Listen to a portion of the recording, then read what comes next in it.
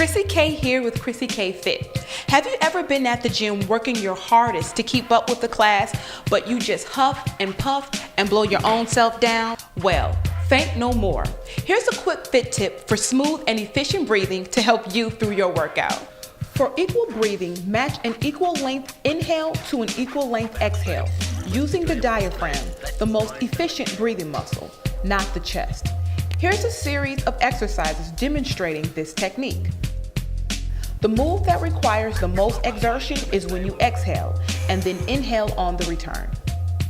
Apply this technique in your daily workout routine.